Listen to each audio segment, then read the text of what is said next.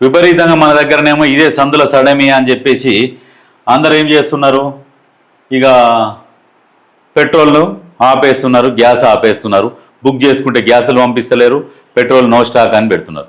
నిజంగా జనాలు కూడా ఏం చేస్తున్నారంటే ఇక మొత్తానికి దొరకదేమో అని చెప్పేసి ఒక్కటేసారి తీసుకొని పోతున్నారు. మరి ఇప్పుడు పైసలు ఏడికెళ్ళి వస్తాయి జనాలకు, అదే అర్థం కాదు. గ్యాస్ వాళ్ళు ఏం చేస్తారంటే లేట్ అన్న, ఇప్పుడు వాళ్ళకి ఫోన్ చేసి జర పంపి ఏమన్నా ఎక్కిస్తామని అంటే ఇప్పుడు వాళ్ళు పంపిస్తున్నారు.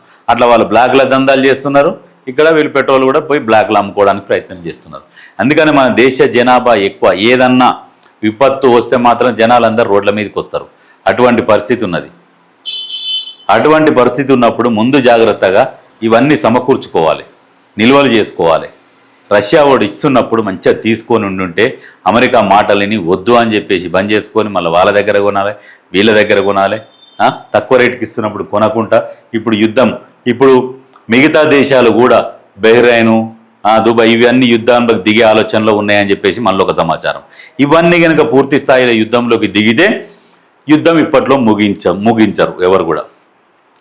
వాస్తవానికైతే ఇప్పుడు బహ్రెయిన్, ఈ దుబాయ్, ఈ ఖతారు ఇవన్నీ యుద్ధంలోకి దిగవు. ఎందుకంటే ఆర్థికంగా అంటే ఒక 20 సంవత్సరాల నుంచి ఆర్థికంగా బలంగా అయిన దేశాలు కాబట్టి అవి. అయితే ఆర్థికంగా బలంగా అయినా ఇప్పుడు మనం యుద్ధం చేస్తే ఆర్థికంగా వెనకబడిపోతామనే ఆలోచనతో ఎవరు కూడా యుద్ధం చేయరు. వాళ్ళు యుద్ధం చేయరు. ఒకవేళ చేయాల్సిన పరిస్థితి వస్తే ఇంకా దాన్ని ఎవరు ఆపలేరు. అది మూడో ప్రపంచ యుద్ధానికి 100% దారి తీస్తుంది. ఈ ఆలోచన చేసుకోవాలి. ఇప్పుడు ఏం చేస్తున్నారు, పెట్రోల్ ఇవన్నీ దొరకకపోయేసరికి ఇక ఉద్యోగులు, ప్రజాప్రతినిధులు ఈవీలు వాడాలి, ఆ దిశగా ప్రోత్సాహాలు అందిస్తాం మంత్రి పొన్నం. ఈవీలు వాడాలి, ఈవీ వెహికల్స్ వాడాలి. ఈవీ వెహికల్స్ వాడాలి కానీ దాని బ్యాటరీ ఏంటంటే ఇప్పుడు బండి కాస్ట్లో ఒక 60% ఉంటుందట. 1,00,000 కిలోమీటర్లో మినిమం దాన్ని దాటితే బ్యాటరీ పోయిందంటే ఇప్పుడు 10 లక్షల బండి తీసుకున్నాం అనుకో 6 లక్షలు బ్యాటరీకి పెట్టాల్సిన పరిస్థితి ఉన్నదట. ఇప్పుడు అదే ఇంకా మరి చైనా బ్యాటరీలు వస్తాయట, చైనా బ్యాటరీలు వస్తాయట అని చైనా మీద నమ్ముకున్నాం చూడు, అది మన తెలివి. మన దగ్గర తయారు చేద్దాం అనే ఆలోచన ఎవరికి రాదు, ప్రభుత్వం కూడా సహకరించదు. వాళ్ళకు ఏం లేదు, చైనా దగ్గర నుంచి వస్తే కొనుక్కుందాం, దాని మీద ట్యాక్స్లు వేద్దాం, మళ్ళీ జనాల నుంచి వసూలు చేసుకుందాం, వాళ్ళ బతుకుతారు. ఎప్పుడు ఇతర దేశాల మీద ఆధారపడదామన్న ఆలోచనే ఉంటుంది. సొంత ఆలోచనలు మనం తయారు చేద్దాం, మనం ఎందుకు తయారు చేయకూడదు? ఈ పెట్రోల్కు సంబంధించి ఇటువంటి కష్టాలు వస్తాయని తెలుసు మనం పక్క దేశాల నుంచి కొనుక్కొని దాని మీద విపరీతమైన ట్యాక్సీలు వేసి ప్రజలను బాదుకుంటూ మనం పబ్బం గడుపుతున్నాం, హాయిగా కాలు మీద కాలేసుకొని తిరుగుతున్నామని సంతోషపడుతున్న ప్రభుత్వాలు.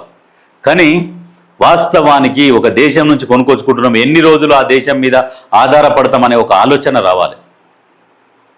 మనం కూడా ఉదాహరణకు ఉంటాము, ఎవరో బువ్వ పెడుతుంటారు, తింటుంటాం, ఒక్కరోజు పెడతారు, 2 రోజులు పెడతారు, సరే ఇన్ని పైసలు ఇస్తారు. అరే మనం సొంతంగా సమకూర్చుకోలేమా అనే ఆలోచన వస్తుంది ఎవరికైనా. ఆలోచన మన ప్రభుత్వాలకు వస్తలేవు. సరే ఆ పెట్రోల్ డీజిల్ లేకుండా ఆల్టర్నేట్ వెహికల్స్ మనం తయారు చేసుకోవాలి, ఆ ఇంజన్లు తయారు చేసుకొని మనం ఇప్పుడు కరెంటు ద్వారా ఇప్పుడు వచ్చిన ఈవీ వెహికల్స్ ఎప్పుడు రావాలి, ఎప్పుడో తయారు చేసుకోవాలి. ఎందుకంటే ప్రభుత్వ ఆదాయానికి గండి పడుతుంది ఈవీ వెహికల్స్ వస్తే. ఇప్పుడు వచ్చినాయి కదా, ఇప్పుడు ఏంటంటే ట్యాక్సీలు వేస్తున్నారు, విపరీతమైన ట్యాక్సీలు వేసి ఈవీ వెహికల్స్ ప్రజలకు అందిస్తున్నారు. మన అదేదో అప్పటి నుంచి తయారు చేస్తే అయిపోతున్నాయి కదా, చేయరు. ఎందుకంటే పెట్రోల్ డీజిల్ కొనాలి, ప్రజల మీద ట్యాక్సీలు వేయాలి, వసూలు చేసుకోవాలి, జమ చేసుకోవాలి, ఖజానాకు ఆస్తులు సంపాదించుకోవాలి, అంబానీ అదానీలకు ఆస్తులు పంచాలి. ఇది చేసింది. తెలివి ఉండాలి, ఎప్పటి నుంచో చేసుకోవాలి. అదే అమెరికా, ఇజ్రాయిల్ వాళ్ళ దేశాలు చూడు, వాళ్ళు పెట్రోల్ ఎట్లా కావాలి, ఎట్లా తెచ్చుకుంటారు, వాళ్ళ దగ్గర ఏమున్నది, వాళ్ళు వస్తు మార్పిడి చేసుకుంటారు. మా దగ్గర ఇది ఉన్నది, మీకు ఇది ఇస్తాం, మీరు ఇది ఇవ్వండి అన్నట్టుగా ఆ రకంగా వస్తు మార్పిడి చేసుకొని వాళ్ళు పబ్బం గడుపుకుంటున్నారు. మనకు అది లేదు, మనం వాళ్ళకి ఏమి ఇచ్చేది లేదు, ఓన్లీ బీఫ్ ఎక్స్పోర్ట్ చేస్తాం. ఇప్పుడైతే అత్యధికంగా ఎక్స్పోర్ట్ చేస్తున్నది మన ఇండియానే, బీఫ్ ఎక్స్పోర్ట్ చేసేది. బీఫ్ ఎక్స్పోర్ట్ దానికి సపరేట్, ఇంకా మనం దాని ద్వారా ఇక ఆయిల్ ఇవి కొనుక్కున్నాడే.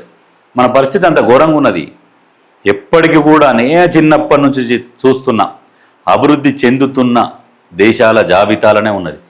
మనతో పాటు చెందుతున్న జాబితాల నుంచి అన్ని బయటపడి అభివృద్ధి చెందినాయి. ఎప్పుడే మన దాన్నే ఉన్నది, అది మన పరిస్థితి. మోడీ కాదు కదా, మోడీ ఉన్న రోజులు ఇంకేం కాదు, ఇట్లనే అవుతుంది.